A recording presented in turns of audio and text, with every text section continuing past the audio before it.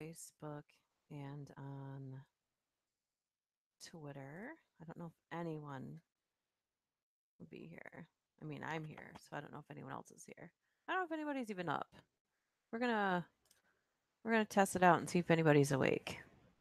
If anybody's even here, we are going to find out. Let's see if anybody's here. If anybody's here, type something in the chat, please. This is just no one's gonna come, then I won't keep the stream up. But yeah, didn't get to stream at all really since last week, so I thought I would stream with you guys this morning if anybody's around and wants to stream. And I'm sharing this on Twitter and Facebook. I think I already shared it on Twitter, but I didn't put the link up, so I'm going to do that now.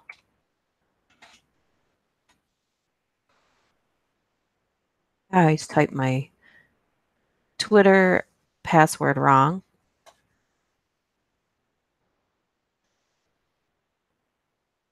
Oh, no, I did it wrong again. Okay. Anybody here?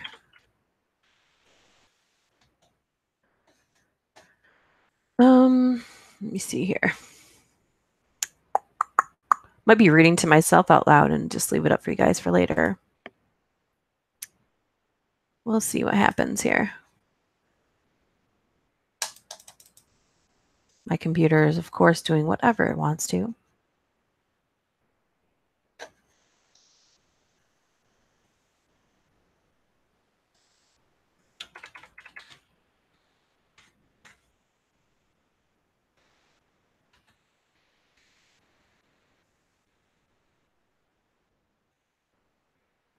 I'm sharing a Snapchat filter that I put up. Hey, Vinny Rad, good morning. If I only read to you, then that's totally cool. I'm just making sure I share it on Facebook and, you know, sharing it with people that would want to see it. So I learned a while ago that if I don't share it across the board on different social media platforms, that most people don't know about it. I don't know if everybody that comes actually clicks the little bell icon so that you can be alerted to when there's live streams and new videos up. But I know that some people click the bell and then they go to look at it again and it's not clicked again. So anybody that's listening, make sure that your bell is clicked if you do indeed enjoy my videos and want to see them. It's kind of the only way to know that there's something posted. YouTube has its own little thing here. So just give me a second. I'm trying to share it on Facebook, which makes it so easy. I don't know if it's my computer or if it's Facebook, but it's a pain in the butt. Patreon's a pain in the butt too. I don't know how it is for anybody that's, well, I know, Vinny, you're not one of my patrons, but I was going to ask my patrons if it's, when I go to Patreon and load it and try to scroll through it, it seems like it takes a long time to load and scrolling is hit or miss. And I don't know if that's just my computer or my internet or if that's the same for anybody that gets onto Patreon and tries to listen to new stuff. So I'm just curious about that. I know that my computer needs to be replaced. It's at that point now. It's not new information. It is how it is. And I couldn't stream yesterday because I had some things to do. I did let everybody know in advance that I couldn't live stream, so sorry about that. Hey, good morning, Paul. Yeah, you can listen on your way to work too. Well, I don't know. I guess for me, I have like I have one of the or our whole family is on a prepaid thing, so we have like unlimited. Like hey, Antonio, we have unlimited. I figured I would also do a live stream because a lot of UK individuals, if I do evening live streams here in America, hey, damn gypsy, hey, cats, that's nice. When I do evening live streams, people like Schmeister, Crow with theSOL, anybody that's in the UK, they really can't watch it because it's like 3 in the morning there when I do an 8 p.m. live stream. So, I haven't done a morning one in a while. So I thought I would just, since I'm up and I was cleaning off my computer anyway. So, yeah, I used a Snapchat filter across the board to share this. So hope nobody minds, but I'm not putting on makeup this early in the morning just to share that. Not a fan of that. How's everybody's Halloween?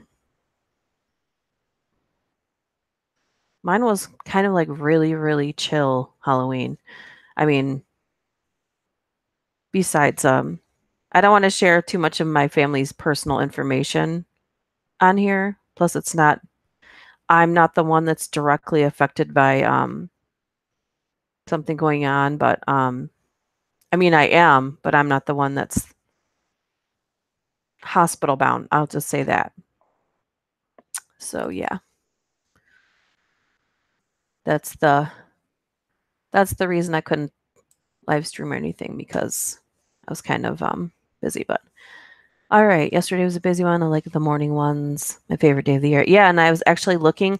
I thought if I had enough time last night, I would live stream, but it was just too crazy. And then I figured out that you could watch the Travel Channel's Ghost Adventures live stream of them opening the Dybbuk box, and they never opened the Dybbuk box. So I'll save you guys all the time.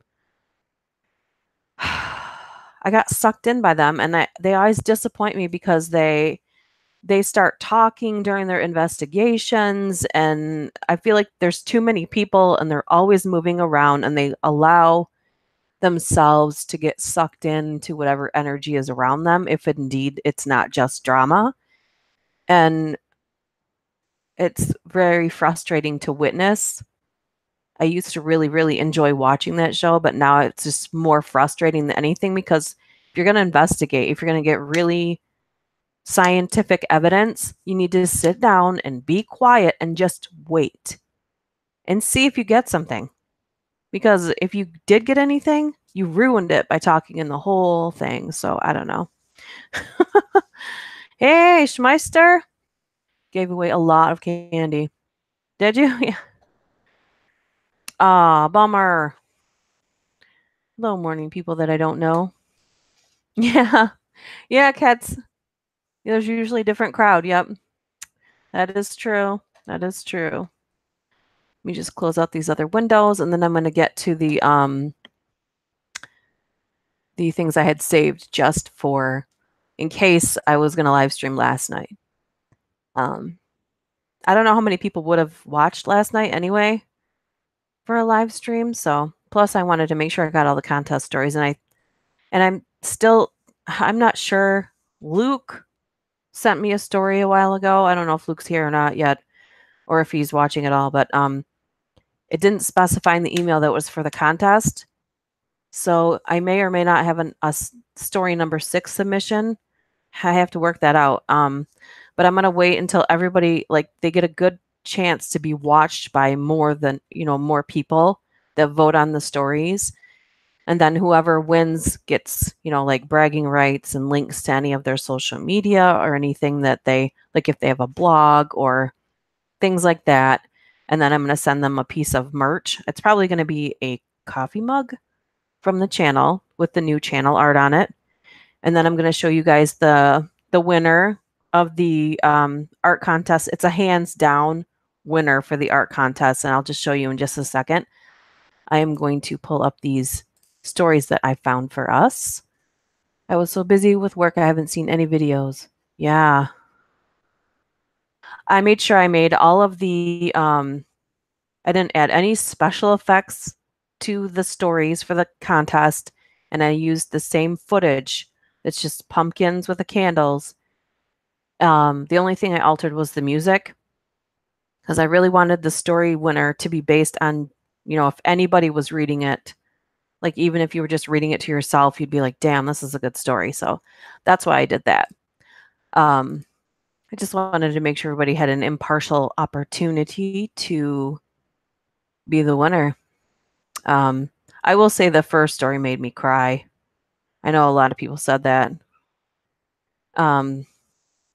Both Brian and long story. And I did say it could be 5,000 words or less. And Schmeister really took it. It was like 4966, I think, was how many words were in his story. Oh my goodness. I was binge watching Halloween special videos from my favorite horror YouTubers. And yeah, and then when I thought, oh, I could live stream right now, and then I saw that like 5 different people were live streaming, and I thought, nah. I'm the type of person where if I know someone else is putting something out at a certain time, or if I know someone else is going to live stream, I'm not going to go schedule something and step on their toes. I don't care if anybody else would do that. I think it's wrong, so I'm not going to do it. And that's just simple that. I'm not judging anybody else that does it, but I'm just saying, you let everybody shine. I want everybody to have an opportunity to shine. I'm not saying that I would overshadow them.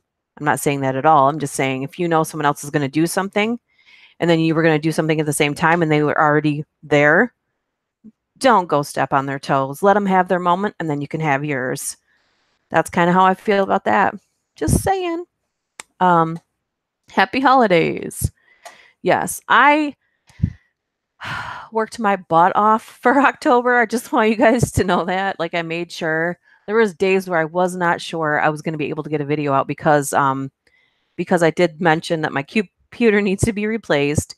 So when I did the longer things like at the Willows, it was pre-recorded audio, but when I tried to save the video, it's because it was so long, and I had really cool effects for the water and like old film effect. It was so much data to save. I tried to save them each Sunday. It was like 3 Sundays in a row. I tried to save them multiple times, and it was too much data to save.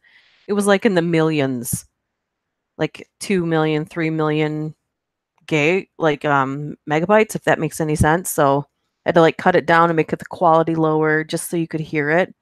So if it's anything that's over like a half an hour from now on, it'll just be a picture, or I'll break it up into parts.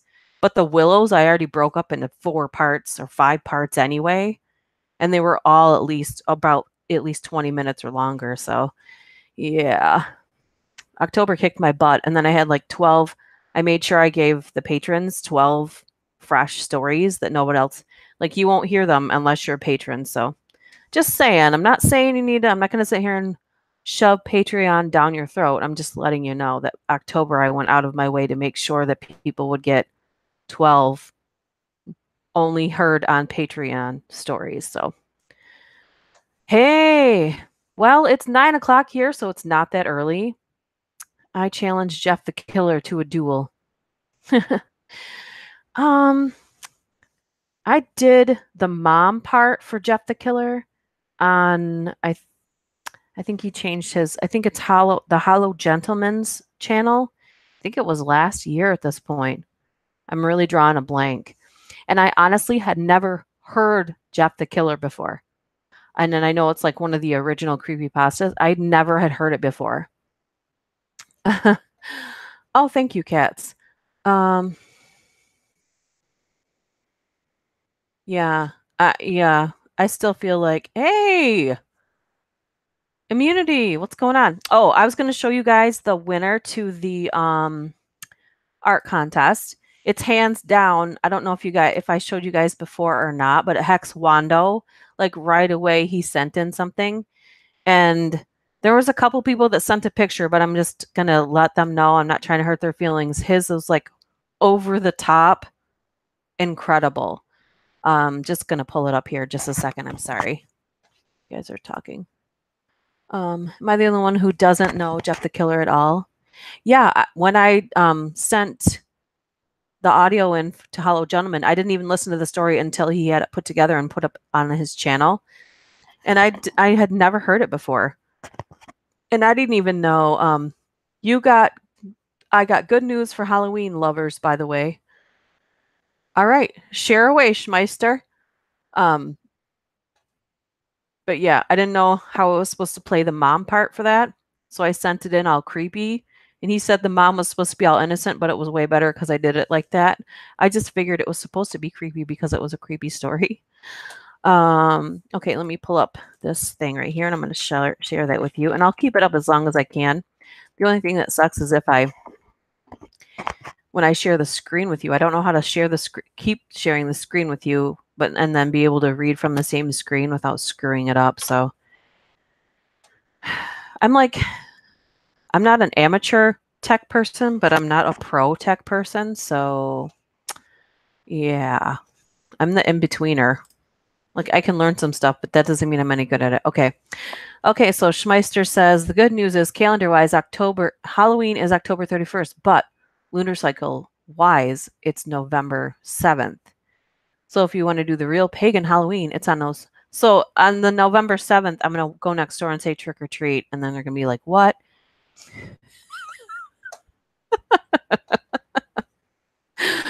Okay, let me pull up this art for you. Let me see. Okay. Art. Okay, here it is. Just a moment. Just a moment. Thank you for waiting in my live stream. Just a moment. Extra points if anybody knows what that's from, by the way. Thank you for coming to my live stream. Just a moment. It's loading very slowly. I don't know what's going on. I know that on the block behind me, they're building six houses, not right next to each other, but spattered out down the road. And I swear they're messing with my internet. I swear. I mean, it's not unlikely anyway. I don't know.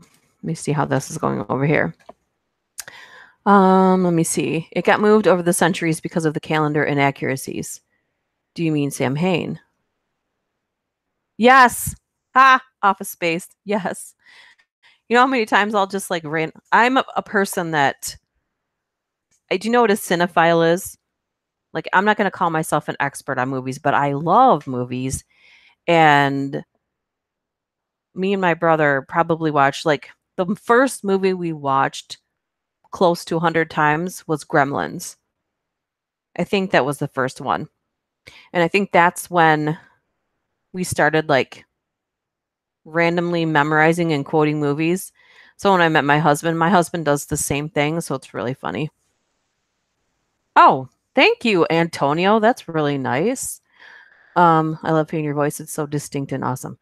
Damn Gypsy said, I tried to convince my wife Halloween was on Friday the 13th, and she's gullible. You're the real Michael Bolton, not him. Naga, not going to work here anymore. Oh my gosh. Okay, let's go to this. It's not, it's going to have to go through my thing now and see where it's at. My mailbox is being a butthole to me. I don't know why the word butthole is so funny to me. I wonder what points I'm going to say something that's super offensive to someone.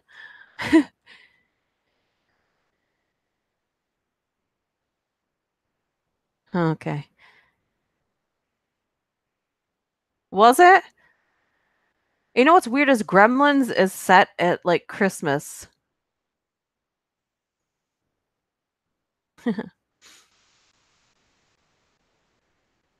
Yeah, everyone is open to believe what they want to believe.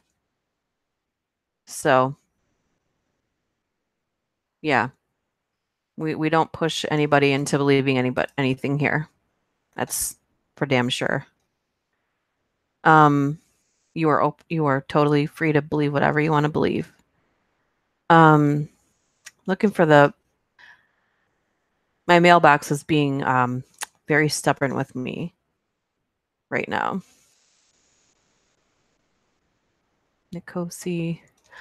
I had a few people wanting to collab with me during October, and I just couldn't do it. There was no way I could do 31 days of Halloween, 12 Patreon stories, and then send audio to other people. It just couldn't happen.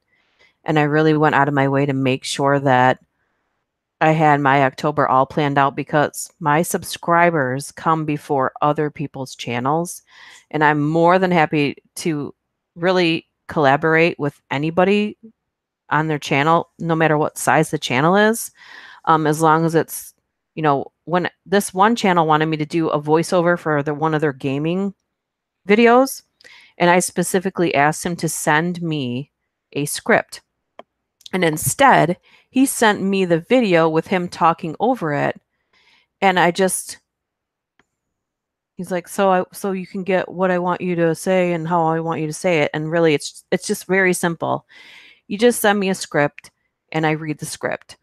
The same goes for there was a lady I was going to do another audiobook. And I told her, I'm like, my voice, I was losing my voice and I did, mess up a few parts, and I said, I'll happily redo it. There's a deadline where you have to turn in a small chunk of the book first. They approve it and then you record the rest of the book, if that makes any sense. And then, so when I did the first part, I told her, this isn't my best work, but I wanted to meet the deadline and I'm losing my voice. She said, oh, I understand. And then went through and nitpicked it down to the bone. And right away I knew you can't work with somebody like that. And it's totally fine. If anybody's thinking about doing any audiobooks or any audio work, you don't have to say yes to everything, because it really can become quite the nightmare trying to please someone. Let me say it like this. I show me by in the chat thing who was a big fan of Stephen King.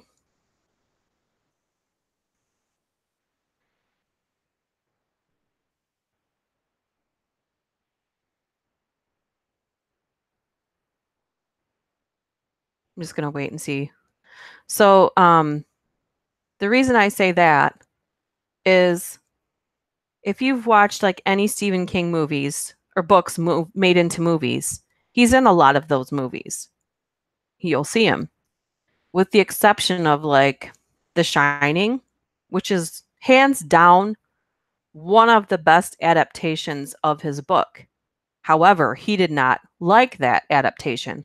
So my point is, the writers should not always be involved in the products that come as a result. Of course, they get the deep respect for coming up with the written work, of course. But I was trying to explain this to someone else. When you see the adaptation of a book, every detail doesn't have to be exactly the same as the written word. When I read a story, my voice should convey some of the things that are written, because when you're reading it, you're getting deep details, right, of how the mood is set, but your voice should be able to convey that mood as well. So you shouldn't, every single word that's written in there shouldn't have to be spoken, especially if it's someone who is not a best-selling writer.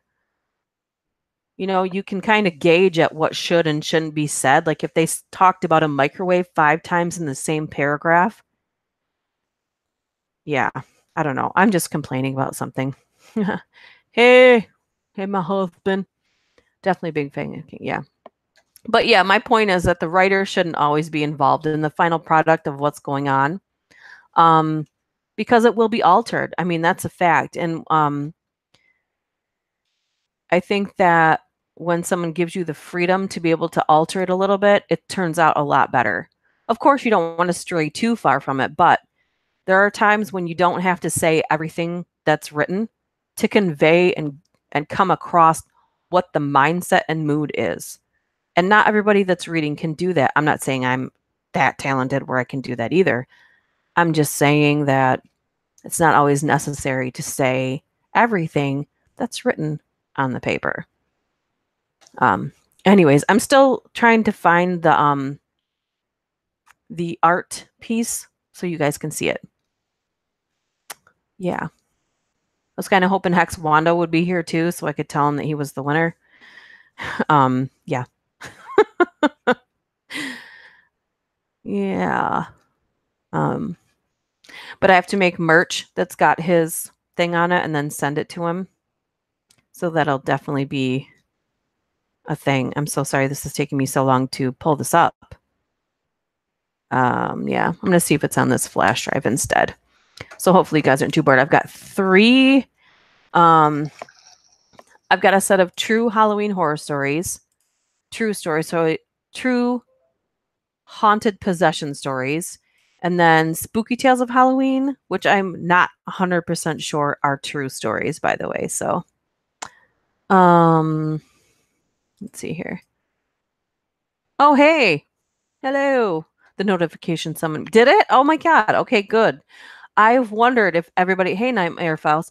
I've been wondering if everybody, when I upload something new, do you get notified? Have you all clicked the bell? And if so, if you came back, have you ever noticed if the bell has been unclicked? Because I've heard it by a lot of people. Oh, Thanksgiving is coming. My point about talking about October is the fact that my brain is 100% on Christmas mode now. And I know that I've heard people complain about pumpkin spice and Christmas music. Well, sometimes people need a little extra cheering up, and there's nothing wrong with that. Especially our family has had a really rough year. For once, it's just seems like we've been hit with one bad thing after another, and things will get a little bit better for a little bit, and then bam, something else again. And so this year, I really am looking forward to 2 solid months of Christmas music and just Christmas everywhere and Christmas movies, just to get the good vibes going. Our family needs it. So yeah. I like pumpkin spice latte. Not gonna deny it. Hey, is there anybody here that I didn't say hi to because I could have missed someone when I. Yes, okay, Vinny said I've had that happen several times where the bell gets unclicked for some reason. Turkey spice. Ew, that sounds terrible. My cell on mute half the time, so I don't always hear it. No, but there should be a little notification thing, and then you should get an email. Like whatever email's linked to your YouTube, you should also get that. So I'm just curious if everybody gets those or not. I would love to know if you guys get those notifications or not. Especially because I worked so hard to get so much stuff in October, and it seems like not very many people were watching, and that's either because no one wanted to watch it or they didn't get notified. So I would love to know which one that was. Still going through here looking for the art. You guys let me know if something happens where you're not hearing me, please. Oh, no. No. Yeah, don't read anything into anything that I say. I've got 1 cup of coffee in, and I've kind of been running around with like a crazy person. So I'm really looking forward to October being over. I know that sounds terrible, but I really I don't think I'll ever do 31 days of Halloween ever again. It was way too much. And I didn't even, like, 10% of the people subscribed to the channel didn't even watch the video. So yeah. It's a lot of work to it's a little disappointing because you get excited because you think all these people are going to watch these and they're going to love it, and then it makes me happy when other people get joy out of what I produce, if that makes sense. Like, I still love the creation process, but I get more excited when people are like, "Oh my God, I loved that." Like, yeah, I know my husband can't have coffee at all. Coffee's overrated. I'm on my second job on a glass of water. Yeah. Um, Especially my serial killer on Vlad the Impaler. I thought, oh, this is going to be the best one I've ever done. And I mean, that was my favorite serial killer Saturday I've ever made in my whole life. Besides the Michael Myers one, that was really fun too. But the scarier part was Vlad is actually someone I would be terrified to be around. I feel like he would just give off terrifying vibes, like a living evil presence, if that makes sense. Oh, I know, Antonio. I know everybody here is like, you guys are always supportive. It's just the people that they subscribe and then I never see their comments or, You know, I wonder why they subscribe. Do they subscribe just to hit it, or do they watch any of the stuff? So I don't know. Oh no, don't ever apologize for reading. Reading is good for your brain. Even if you're just reading paragraphs of directions, when you're reading stuff, your brain processes things differently than just listening. But yeah, I try to win Vlad's favor.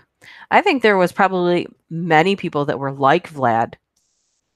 Evil. You knew I would say that like that too, didn't you?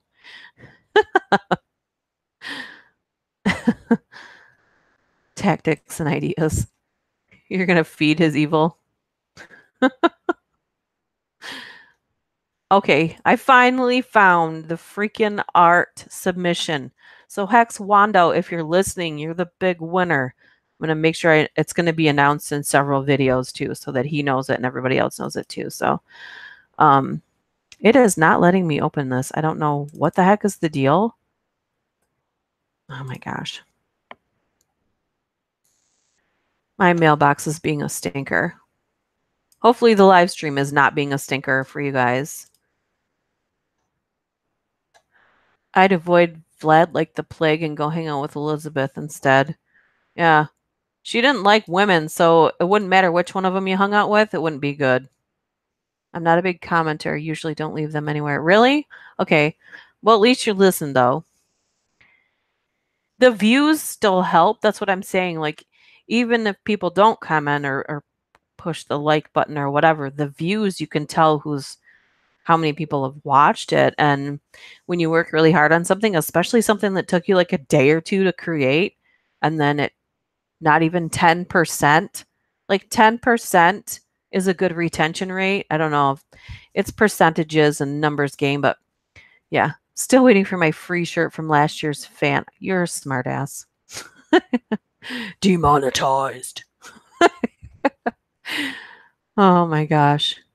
Vlad created the world's first human pick.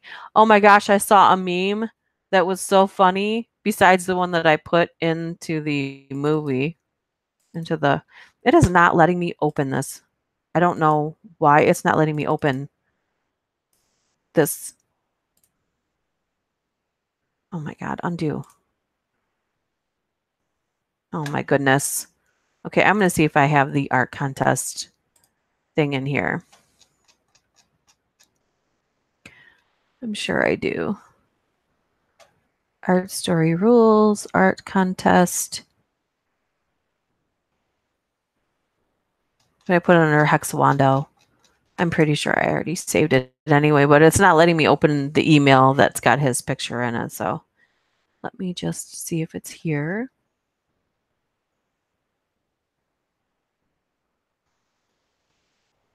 Oh my gosh. Anyways, I have been watching, I don't know if anybody else has watched this a bunch of times or watches this guy, but I have been watching David Lopez. If you guys have ever seen him, he's so funny. Like I can't stop watching them, and I never knew this person existed on YouTube. He's got like 1 million followers, of course. But I've been watching a lot of David Lopez, and then there's another one that's got like little Barbie parodies, but it's totally not for kids at all. It's hilarious. Yeah, so Hex Wando, as soon as I can find and open the I cannot find where I just put this.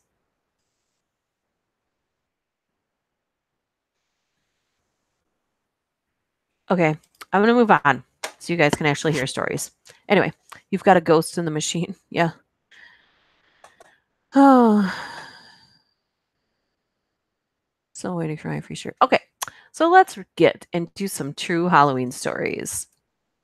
We'll see. We'll see what they are. All right, let's see. And if anybody has any suggestions that you'd like me to look up and read, feel free to share them in the comment section, and I'll delve into them wherever I can. So, let's see. This is like a whole A true story of unexplained moaning and laughing. So this is an entire story, and it's like an entire page long. I'm gonna skip that one. This is True Stories of Haunted Possessions. This one is The Haunted Bed. So, okay. When Stiles was 11 years old, he lived with his family in an adobe-style home that was built in the early 1900s. Stiles had some older brothers, and when their dad bought some new bed mattresses for them, Stiles, being the youngest, inherited one of the old mattresses. Stiles had never heard his brother make any complaints about the old mattress, and Stiles found it comfortable and relaxing. Yet he began to experience restless, sleepless nights. It started off with this weird night. I was lying in my bed trying to sleep. I had the blanket over my head when I felt something rubbing the cover with its hand. Because the cover was thin, I could make out what it looked like. It was a small man about 2 feet high trying to get the cover off of me. That was the beginning. It was then 2 a.m. when I was awakened by what felt like a bunch of hands pushing upward from inside the mattress. I was scared out of my mind. I started praying. My brother, who I shared the room with, started laughing in his sleep. But it wasn't his laugh. Stiles says he also felt a sharp poking in his ribs by unseen hands, the pain of which he still felt in the morning. When Stiles experienced this haunted it says, why did Stiles experience this haunted mattress when his brother did not? Was it something about Stiles that awakened the ghost? I don't know. Has that happened to anybody else? Like a haunted mattress? Hey, Logan. Amy Sedaris. I don't know. Halloween is over. Halloween is never over. Halloween is a lifestyle, not a day. Oh, Halloween Immunity said it too. Halloween is never over. Yeah. Halloween's never over. Don't make me leave those decorations up all year long. I'll do it. Actually, I won't because I'm going to put Santas all over the I have like a small obsession with Santas. I don't know why. Yeah. Anyway, on to the next one, The Haunted Door. Back in the early 1960s, Connie remembers her father brought home an old door that he found in a pile of make a good addition to their house since he was in midst of renovating the second floor. He used it to close one of the parents' bedroom from the upstairs hallway. Connie describes the upstairs as having a crawl space that ran behind both her parents' room and the room that she shared with her sister. The night after her father hung the strange old door, weird things began to happen. Around 3 a.m., Connie says, we were all awakened by loud pounding coming from the crawl space. Everyone jumped out of bed. My father ran into our room with a flashlight and removed the access panel. We were petrified, but when he shone the light inside the crawl space, he saw nothing. He was even brave enough to enter the crawl space, but didn't find anything out of place. Reasoning that the noise might have been caused by an outside tree branch hitting the house, Connie's dad replaced the access panel and they all went back to bed. Half-hour later, the fierce pounding began again. This time, Connie's dad even checked the outside but could find nothing that would cause the noise. Now, we were really scared, Connie admits, and for the next week, every night the pounding happened. We were all exhausted.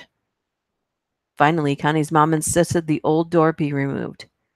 She said she thought it was haunted. We all laughed, but she was serious.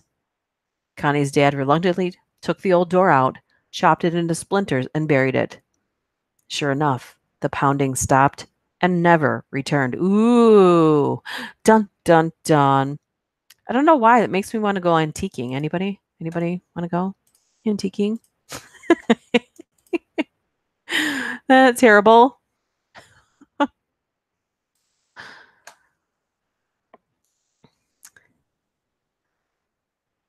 Well said, Zero. Haunted mattress. My sister works in a haunted bed and breakfast. Ooh. That's crazy. I bet she's got tons of stories. Wow. Amy Sedaris has a show on True TV called At Home with Amy Sedaris, and basically a parody of cooking shows and shows like Martha Stewart. It is good. Strangers with Candy is a show of hers. Oh my gosh, Strangers with Candy. That lady is hilarious. Okay, you're gonna take the decorations down? Yes, I don't have to do it.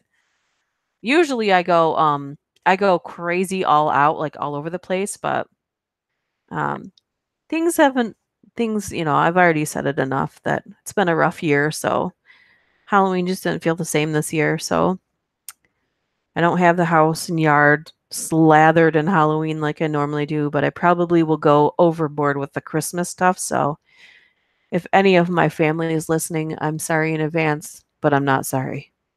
Moving on. The haunted piano. Vicky had always wanted a piano, which I noticed, by the way, there's tons of those for free on Craigslist, but when you move them, you have to get them retuned, which I'm sure it's not cheap to do that. But anyway, Vicky always wanted a piano. Her wish came true one day when her son brought her an old upright piano that he had discovered working his salvage and hauling service. It seemed to be in good working order, so Vicky cleaned it up, polished it, and set it in the enclosed front porch of her old farmhouse, where it quickly became one of her prized possessions. Several years passed without incident. Then one October night, Vicky was babysitting her granddaughter when she began to hear the sound of the piano from the porch. It was random notes with no particular tune, she said. Groggy, I listened to the piano for at least 15 minutes, deciding that it must be mice. I got up, opened the door. The piano went silent. Weeks went by, until one night at 2 a.m., Vicky was awakened by the haunting notes on the piano.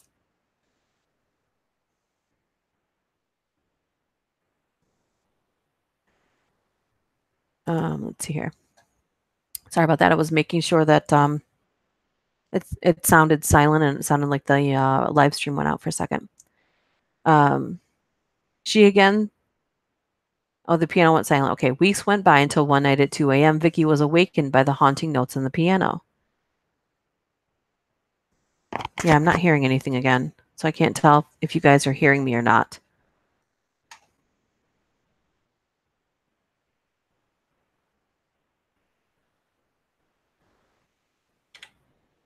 Okay, now it seems like it's okay. Haunted KY jelly. Ew. Okay, going back to the thing. I just looked at the chat for a second. I'm so sorry if anyone's listening back to this. Anyway, the piano went silent. Weeks went by until one night at 2 a.m., Vicky was awakened by the haunting notes on the piano. She again suspected mice, but then suddenly a tune floated through the house. She remembers.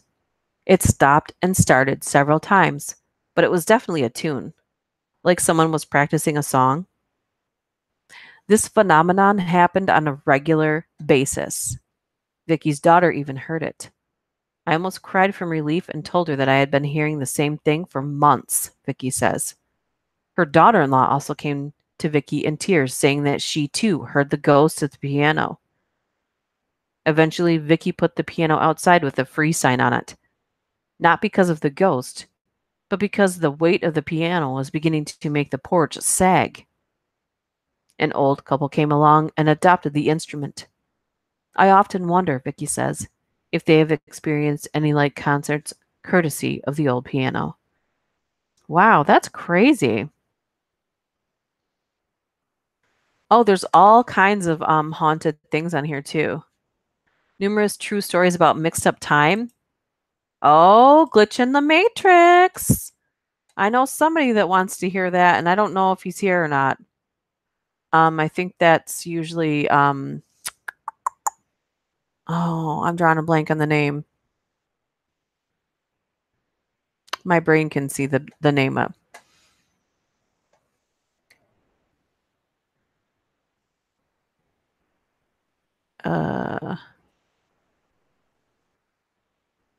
Vote for none of the above. What now?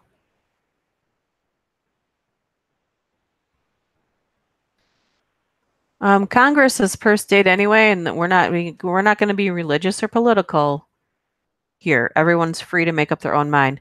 I will say that I'm very much for the people and not for the government pitting people against people. But I'm not going to go into that. We're talking about haunted stuff right now, and we're going to stay focused on that right now. So I'm going to do that right now. The Spooky Tales of Halloween. I don't know if these are real, so let me scroll down for a second and see. The Haunted Mill. Let's read this one, and you guys tell me if you think it's real or not. So far, this story looks real to me, so I'm going to let you guys be the judge. The following incident happened on Halloween night 2005. The only reason this is burned into my memory is because about 6 of us were witness to it, so it often comes up in conversation. Plus, we have photos as proof. I don't see any photos in this story, so that's kind of a bummer. All right, so there is a legend nearby, deep in the dark woods, of an old haunted mill. The story behind it is that a family of 3 used to live there, father, mother, and their 4-year-old son. The mother apparently went crazy and drowned her son in the pond next to the house. When the father came home from working at the mill and found his son dead, he attacked the mother, and the fight ended in the attic with the mother shooting the father in the head with a rifle. It is said that she then hid his body beneath the floorboards, then hung herself in the attic. Oh my God. The legend suggests if you go up in the attic and call the woman degrading names, she will appear to you. So being the bored kids that we were, my 5 friends and I piled into my little car and drove to the haunted mill. I had my digital camera and I was anxious to capture images of some ghosts. I'm a bit of a skeptic too, and I'm always finding excuses for the so-called orbs in photographs, constantly insisting that they're flecks of dusts, bugs, or drafts of light. The woods that the mill is settled in are always very dark, so the moonlight hardly penetrated the trees as we arrived at the old stone house. We all crept out of our car and were startled to see 2 large black horses standing in front of the house. I quickly snapped a picture of them. Then we moved around, trying to find a way in.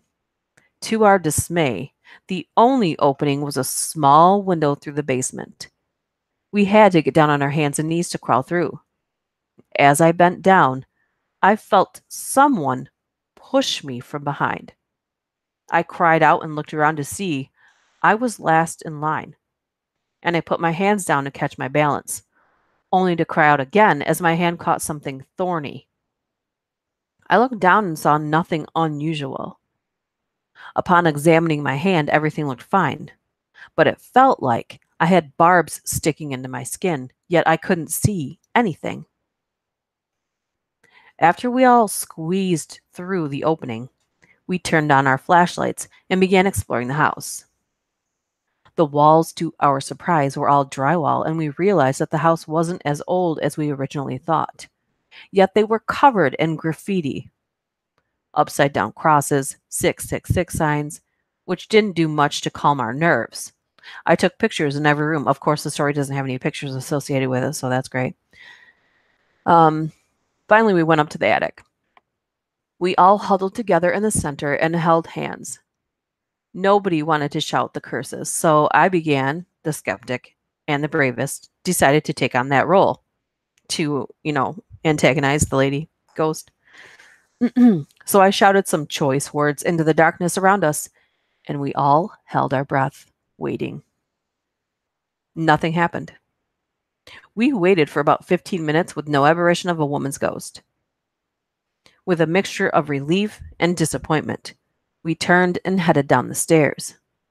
Somehow I was last in place again, so I turned and snapped one more picture of the empty attic. And I swear to you, as my flash bounced off of the walls, I saw a lone female figure standing in the corner. Terrified, I ran down the steps after my friends. No more incidences happened, although when we got outside, the horses were nowhere to be found. I took one more picture of the house, one of the old crumbling barn, one of the pond, one of the eerie little shack we found in the backyard. Then we once again all piled into my car and left the premises.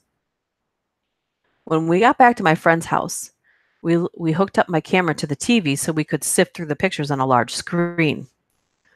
The results were very creepy. A picture of the horses captured them standing there staring at us. Their eyes were red.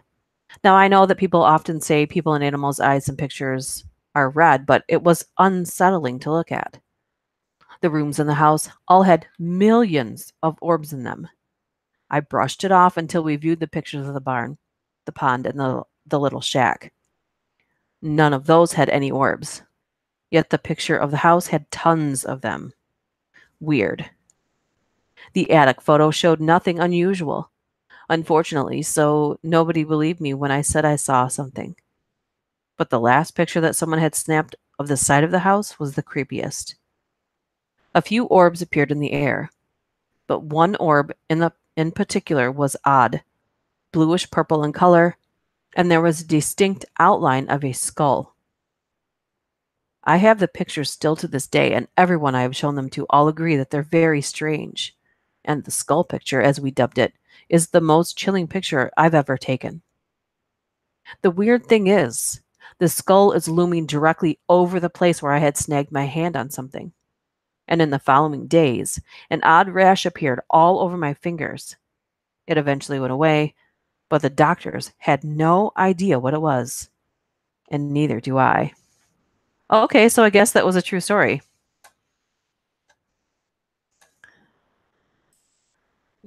Yeah, it sounds legit too.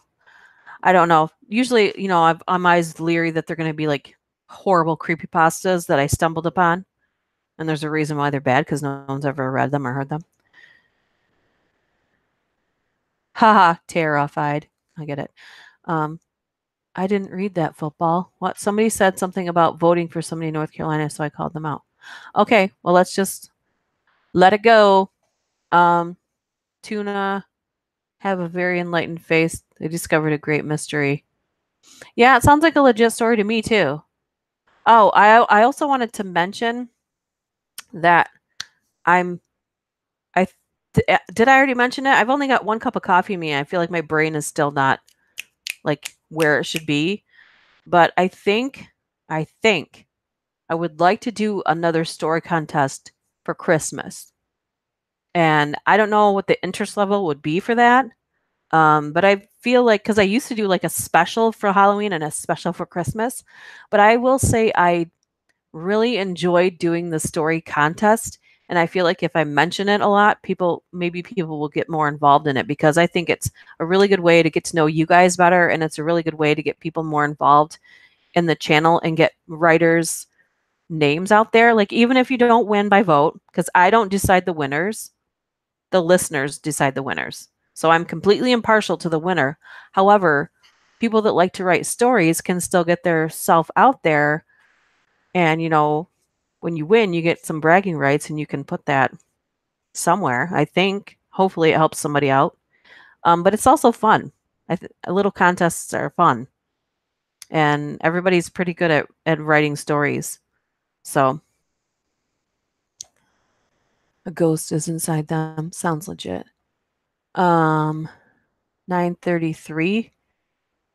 Oh, was there a commercial during the live stream? Like, does it interrupt my live stream for commercials? Can somebody let me know that? Because I don't know. I have no idea if it does that. Haunted salt shakers even. Haha. Oh yeah, okay. All right, that's good. British tradition to tell ghost stories around Christmas. Yeah, so I'm gonna gauge the interest level over the next week.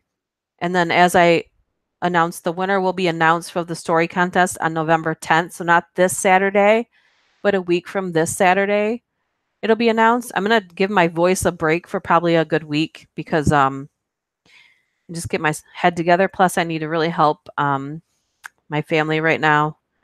No one died or anything, so don't think that. But it's just it's kind of serious still, and I just need to be 100% family right now. So don't feel like I'm neglecting you. And also, October really kicked my ass. So, um, it'll be, I might live stream again on Saturday just so you guys can get some stories read to you. But as far as recording and putting anything up, it won't be till next week. So hopefully no one's too upset by that. Oh, that's good that you don't see any commercials then. You did have to? Okay. Yeah, I did have an art and story contest. Yeah. Um, yes, thank you, Antonio.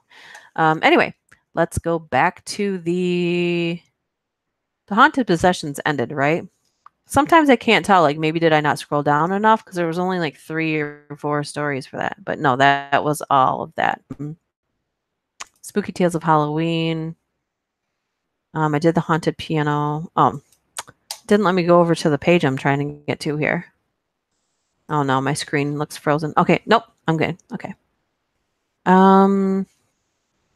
This one's called The Tickling Ghost. That sounds kind of gross, but okay.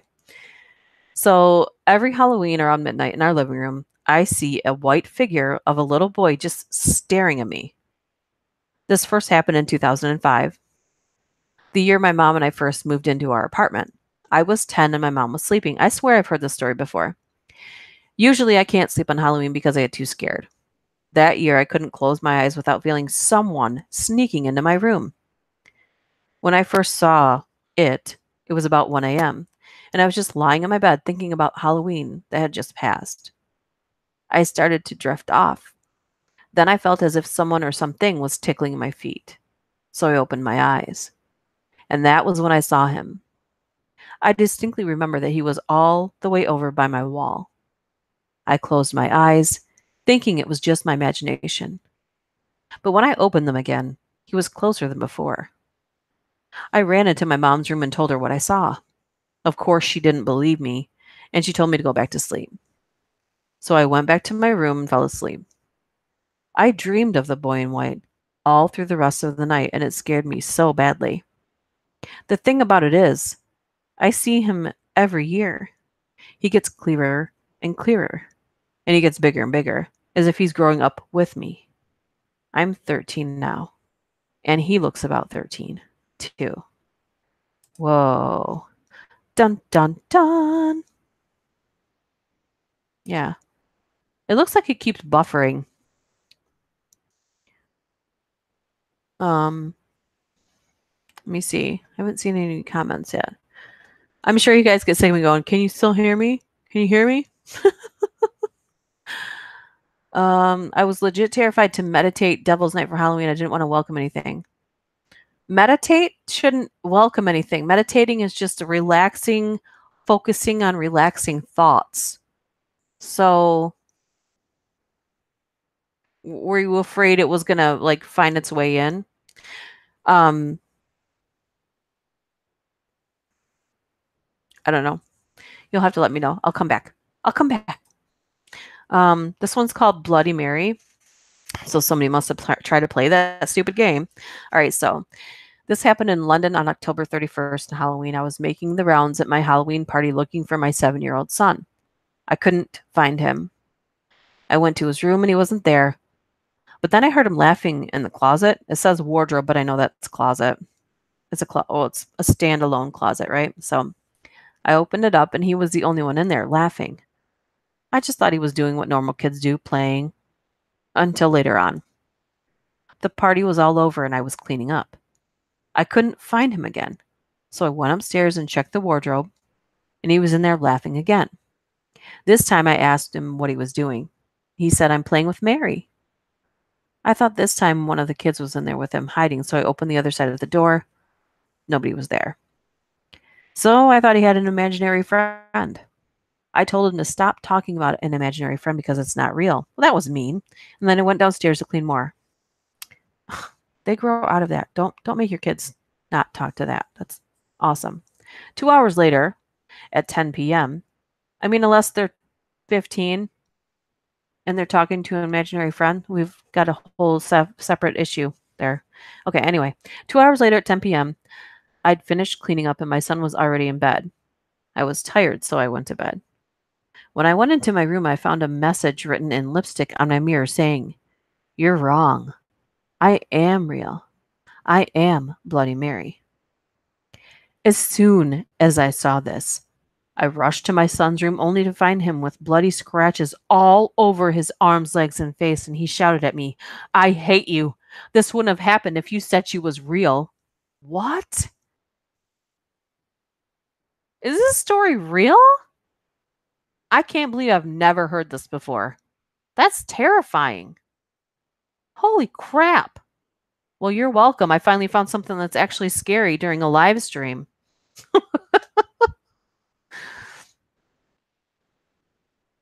Yes, I have some soon-to-be relatives that are from Mexico, and they were showing me the beautiful street displays of the artwork. That was amazing, by the way. If I can pull them up, I will definitely share that. That's really, really cool. Yeah, that story was really scary, and I don't know if it's real. It gives no indication that it wouldn't be real, but it sounds really fake, doesn't it? Hey, Jerry Rholetter, hey. Um, hey, thanks, Jerry. That's really nice to say. Yeah. They tell you to do things like clean your room. Are you talking about your conscience or imaginary friends? I wonder sometimes if people like think their conscience is an imaginary friend. Yeah, it sounds like a no sleep story. You're right. Yeah. Yes, the altars are awesome. Yeah.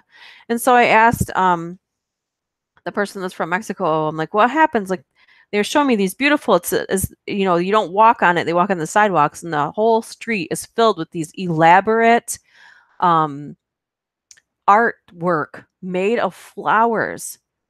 And I'm like, well, what happens to them when people work so hard on them?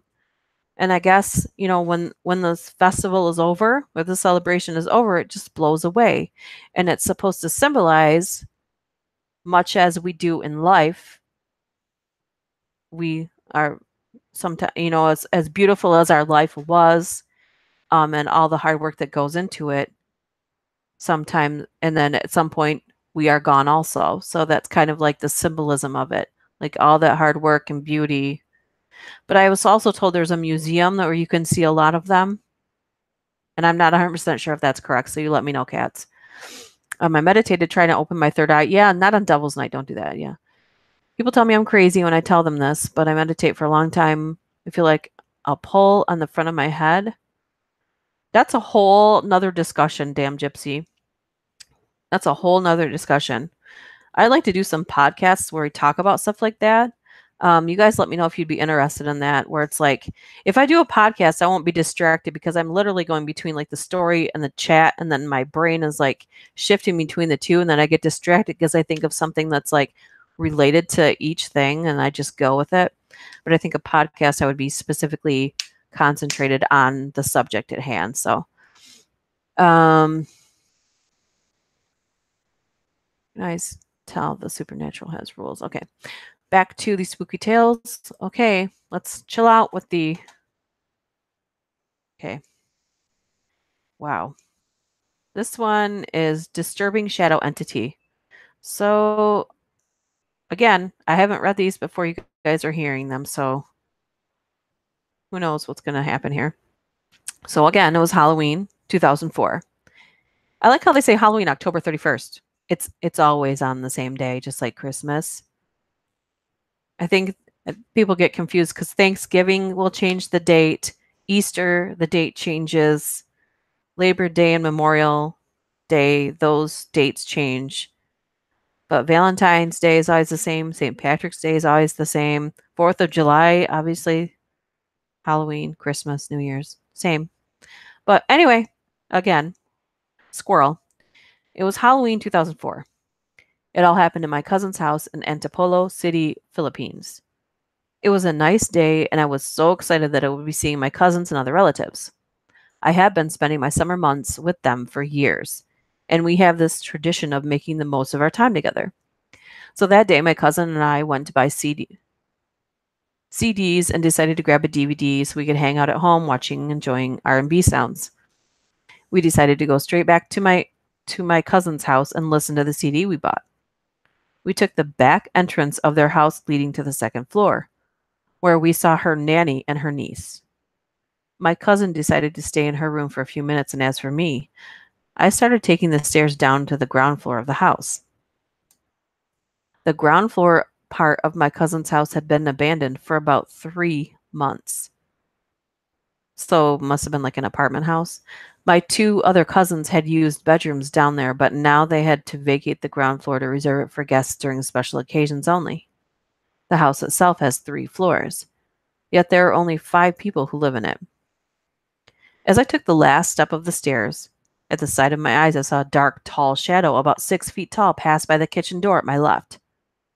I ignored it, though, since I was more excited about listening to the CD.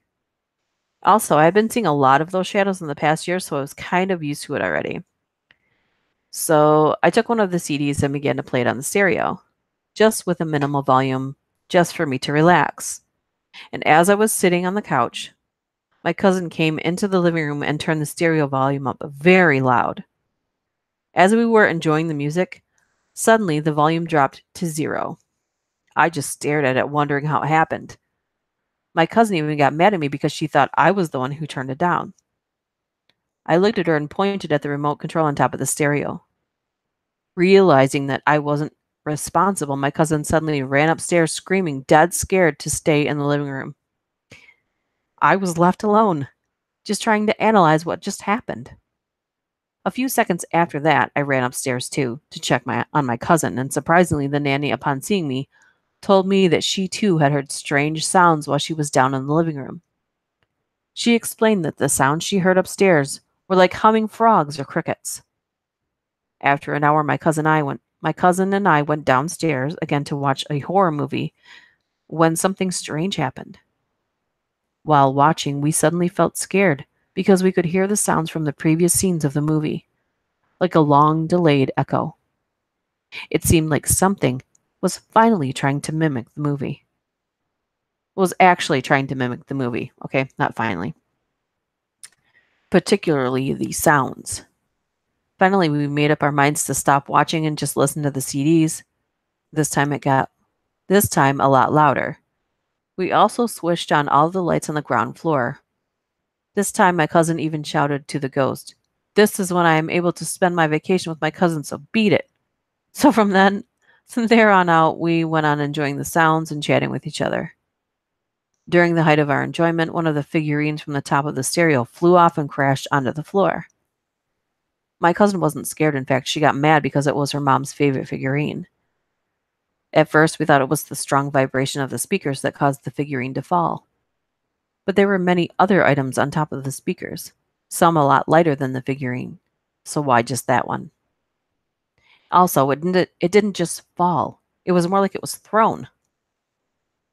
We knew we weren't welcome anymore. Something was trying to hinder us from staying in that particular part of the house.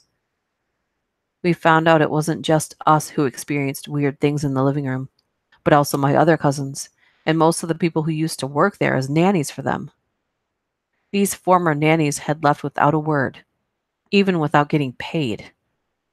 Perhaps they were in fear of getting harmed or bothered by the same shadow entity.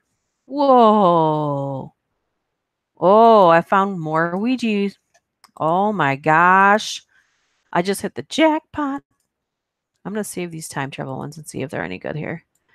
But I'll save those for another time. But I just found 2 Ouija board things. If you guys want to hear those. Let me see. See if this is still here.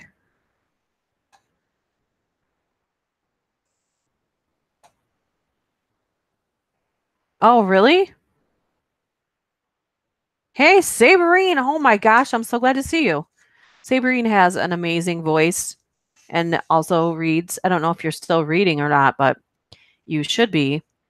Got one of those voices that you could easily could be a scary movie, actually an announcer for anything, because it's a naturally deep voice. Vargas Arsenian, Hello. Hello. Antonio. In regards to holidays, they say leprechauns actually wear red, not green, and in Ireland have nothing to do with St. Patrick's Day. Yeah, I know. That's what America does. Take some of them, something and twist it around and make it something else, right? Sometimes better, mainly something worse. Okay. I found Tales of the Ouija, and honestly, it doesn't say what year these are, unless it just didn't load yet. Okay, 2017. So I'm I haven't done Ouija board stories in a long time. Um, I might save these for something else. So I'm gonna save those for something else. People get mad now. Let me see here. That I think there's probably endless Ouija board stories out there. Those are some of my more popular videos that people have watched. Just in case you guys didn't know this, weird creature encounters, ghosts and monsters, camping stories. No, we're not going to do that. I think everybody else has their own.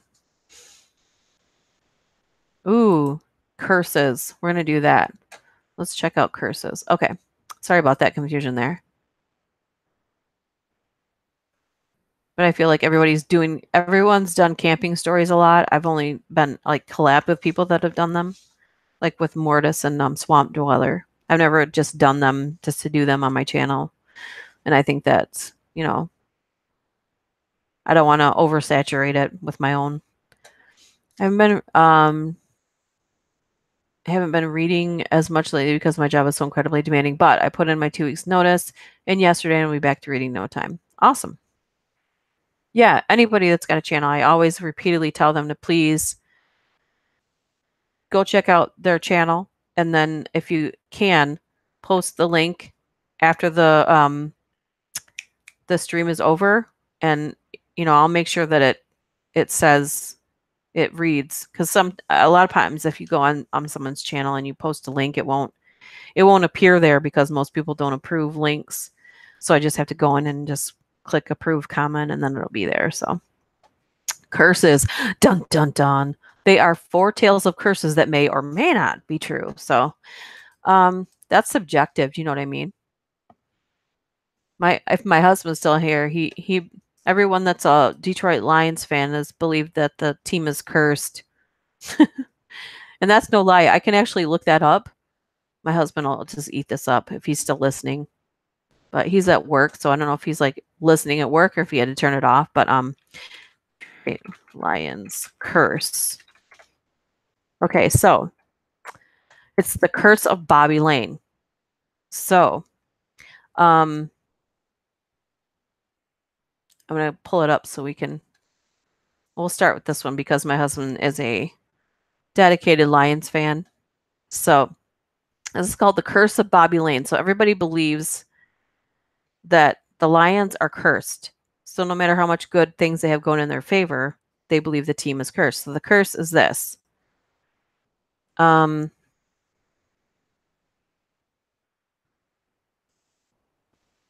It says the Lions, the curse. The proof. Okay.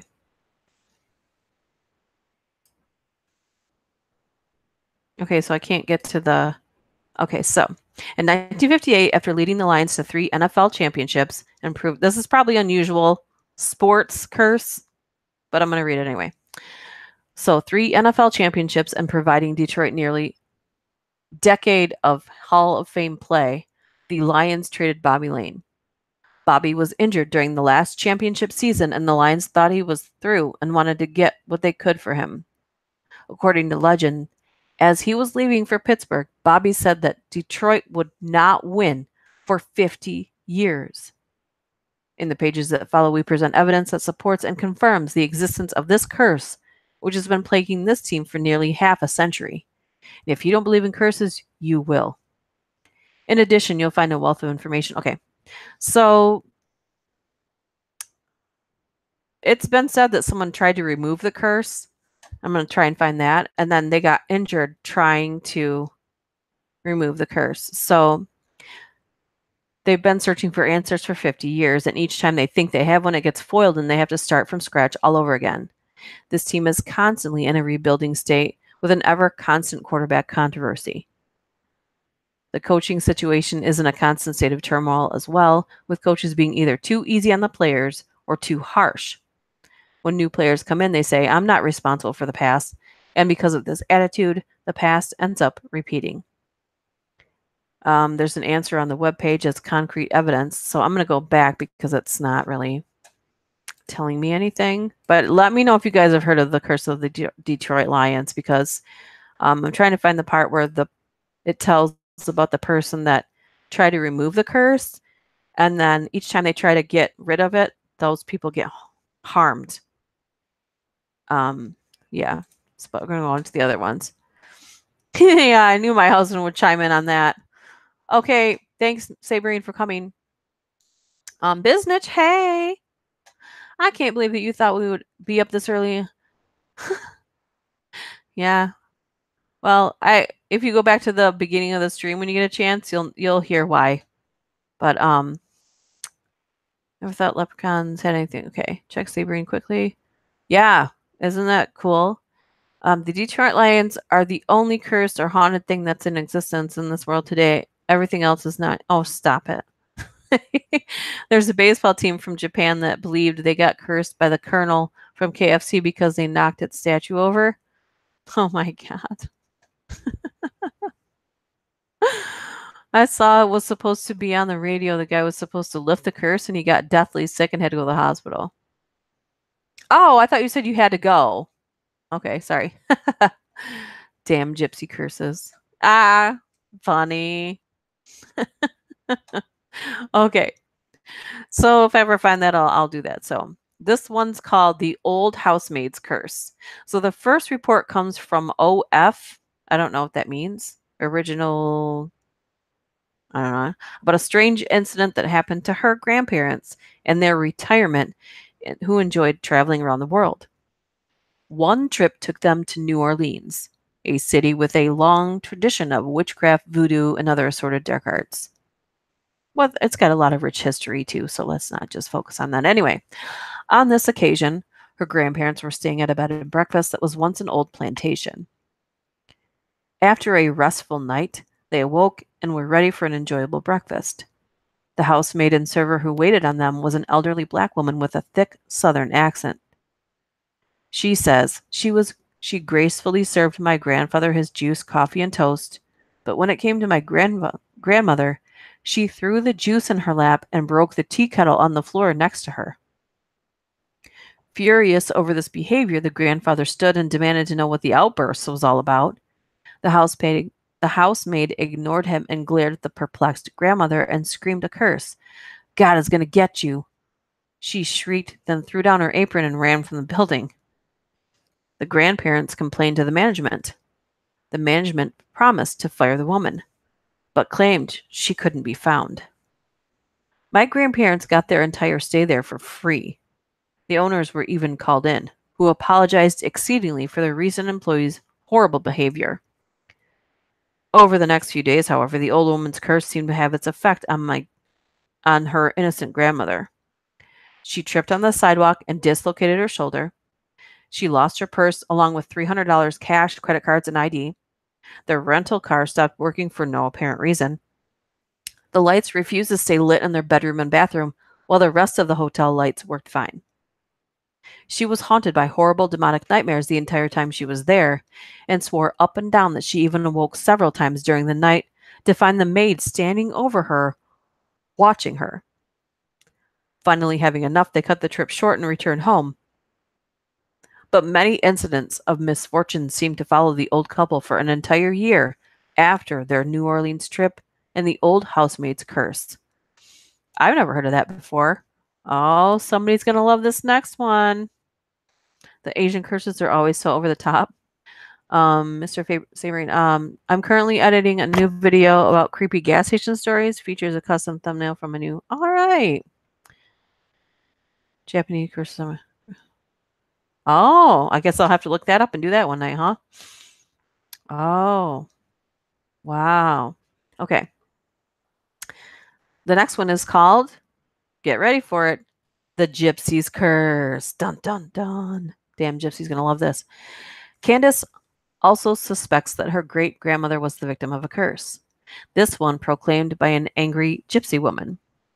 Candace's great-grandparents were migrant workers who traveled from place to place seeking employment wherever they could find it. Much of their time, however, was spent in southern Texas, close to the Mexican border, where it was common to see gypsies traveling through selling various items. One day, a gypsy woman came to their house trying to sell some things, none of which Candace's great-grandmother needed. The gypsy woman was not so easily dismissed, however. She was very insistent and refused to even let the door be closed on her. She said she knew there was money hidden in a jar in the house and that she wanted it. Her great-grandmother did indeed have such a jar, but did not know how the gypsy woman would know that. My great-grandmother wasn't intimidated and basically pushed her out of the way and yelled some various offenses to run her off. But the gypsy woman was not so easily intimidated either. They exchanged words, and the gypsy woman cursed her, saying that she was going to die soon by choking on her tongue. Less than a year later, Candace's great-grandmother had a heart attack and had, in fact, choked on her tongue.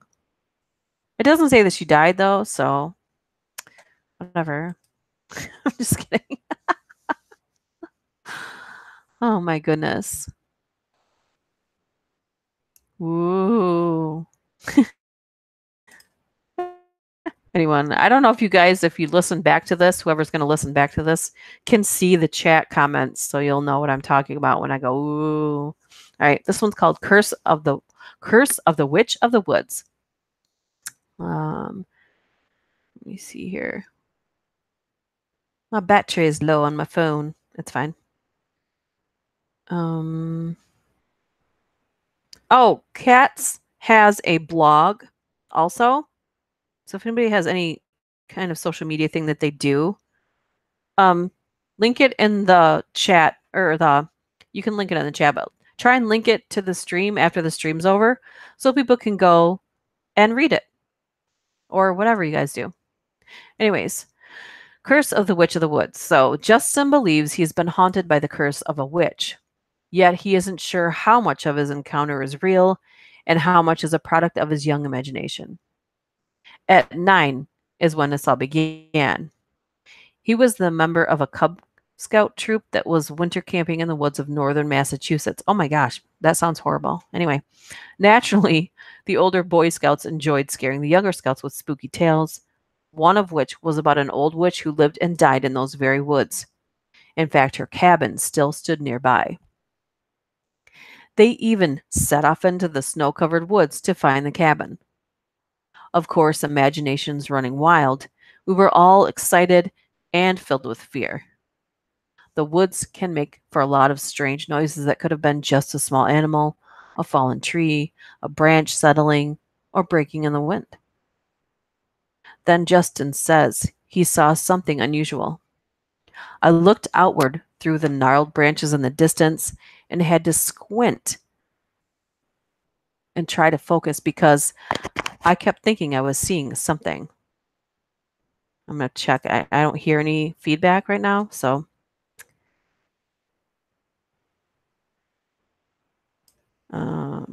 Okay. Some dead air in my ears when I know it's on. So when that stops, I question whether you guys can hear me. Anyway, so tried to focus because I kept thinking I was seeing something. Then I realized what I was looking at, and I could feel it watching me, as if its stare pierced through me with knives. It was horrible. What I saw looked to be an old woman, but she looked like she was part of the woodlands, as if she were part of the tree. Her face was a tannish brown. Her hair mixed with silver, gray, and white. Looked more like twigs, like those small birch twigs wrapped in white bark. The eyes, I could never see well. They were always dark, maybe hollow. Her mouth was unnoticeable. And as I stared, frozen, I kept seeing it move. Fast, like some mad beast romping through the woods around its prey. The witch that Justin saw was surely an illusion, yet he soon began to experience her curse for the intrusion on her property. Justin turned and fell face first into the ice, severely cutting his bottom lip with his teeth, requiring stitches at the nearest hospital.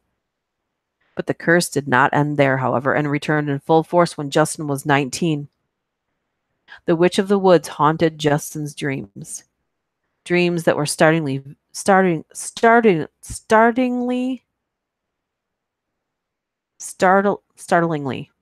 why with the word why vivid and terrifying.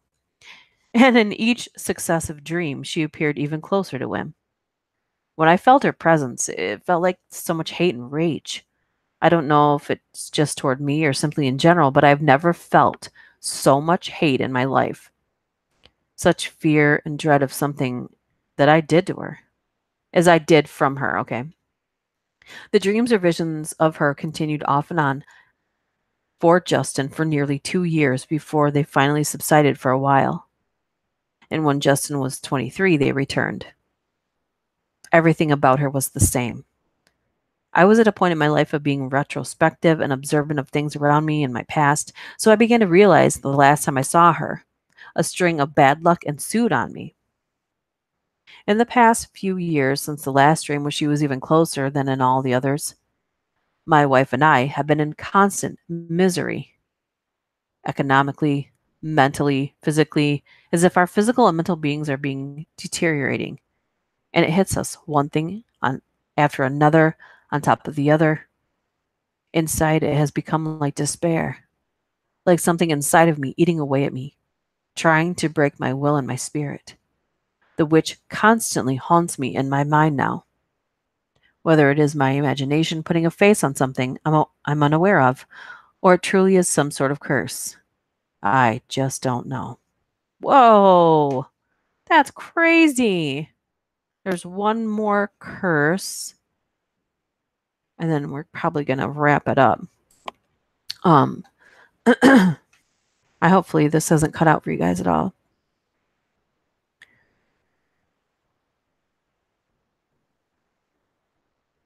Ha, Schmeister, very funny. He's referring to his story that was up last night. I heard about this witch that haunted some woods too. I think she was called the Blair Witch. Very funny. You know, the first time I went to the movies and saw that movie, okay? Not knowing it wasn't real. So when that movie came out, like I can't even watch found footage shows now. There was one other one that I thought was real, and that was the first Paranormal Activity, and that was years later, so I should be ashamed of myself. But anyway, when that movie came out, I went to the theaters and saw it. And I shit you not, like we were scared when we left the theater. And then out in the parking lot, some buttholes had literally like in the movie, if you haven't seen The Blair Witch, you should watch it. I'm pretty sure it's on Netflix. It's all over the place. It's really good. The original one. I haven't seen any other like sequels to that, or this is their one sequel. Anyway, they in the movie, like before as the witch got closer, they would come out of their tent and find these little piles of sticks. And so in the parking lot, when we left the movie, some buttholes had went around making little piles of sticks all over the place to freak people out. And it was so funny. Go to the corner and think about what you've done, biznitch. That was awesome, though. Oh, my God. Yeah, me too. Yeah. I was like 13 when it came out, thought it was so real. The sequel was terrible, bad. Okay, the funny thing is I guess they left some of the most of the props to the movie in the woods. So if you go in the woods, you'll actually see all that stuff that was in the movie. But they also they had the actors go interview the townsfolk, but didn't tell the actors that the townsfolk that they were interviewing were also actors telling the story to freak them out. And they also didn't tell the actors that they had put speakers all over in the woods to play the sound effects so they could get a genuine reaction from them, which is why I think it seems so real, because they actually were scared when they were filming it because they didn't know that those were sound effects that they pumped into the woods all around them to freak them out. Hey, Harry. Hello, Harry. I always talk about him like he's Harry Potter.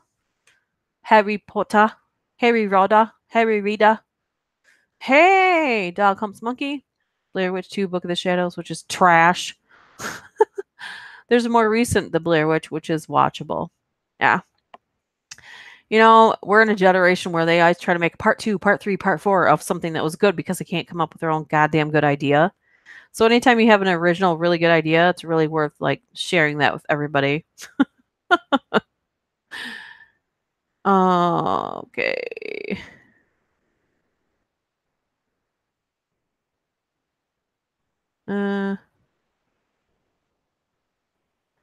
Harry. Have you not watched Harry Potter? That's exactly how they say Harry. Harry. Harry Potter. Anyways, where's one more curse we've got going on here? And it is a black magic curse backfires. Oh, maybe you shouldn't try to do that to somebody then. Anyway, this final tale of a curse happened to a family in Johnstown, Pennsylvania in 1929. The baby of the family was mysteriously afflicted with a dangerously high fever, and no matter what they did, nobody could bring it down. One night there was a knock on the door, and in stepped a stranger who told the family that there had been a curse placed on the baby by someone else in the family who was very jealous of the child. He said he could bring the fever down and break the curse. But if he did so, the witch who cast the curse would die. The family hardly believed this story and didn't know anyone who was a practicing witch, but they were desperate, so they let the man in to try. The strange man prayed all over the baby all night and seemed to go in some sort of weird trance at stages. The next morning, the baby was healthy, the curse had been broken. The overjoyed family thanked the man and he departed, leaving them with the chilling words, "Now, someone else in your family is dead." The family had no idea who this man was and never saw him again, but they were so relieved that the baby wasn't sick anymore that the aunt went around to all the family relatives to relay the good news. To her horror, however, when she entered her mother and father's home, the stepsister of the baby with the fever was hanging by a rope from the chandelier.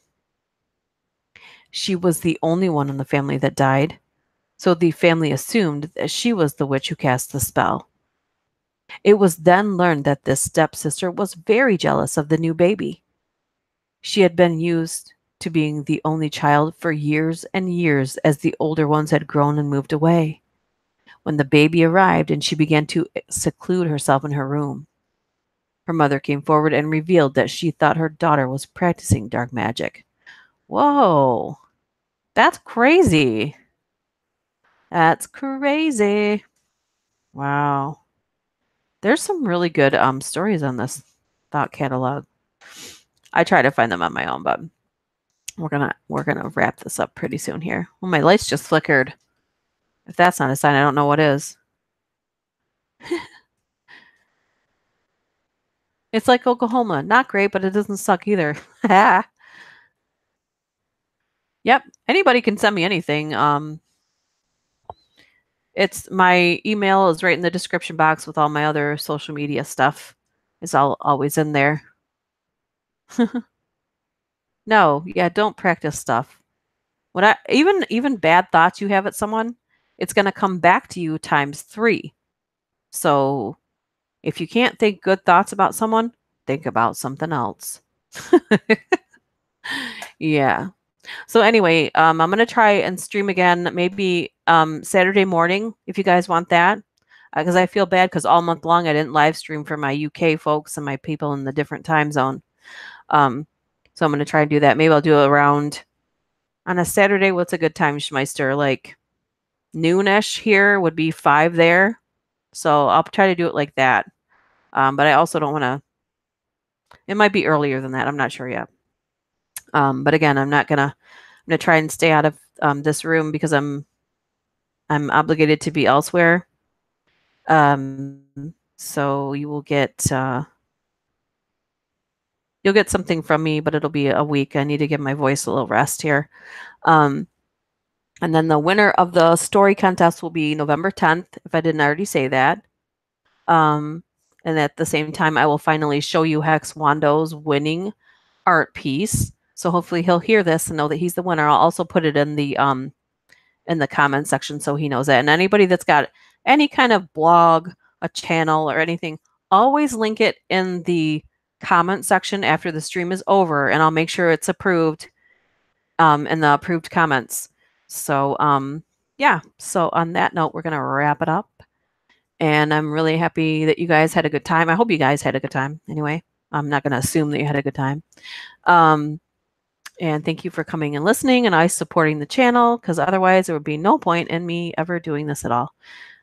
So anyways, I will talk to you guys soon.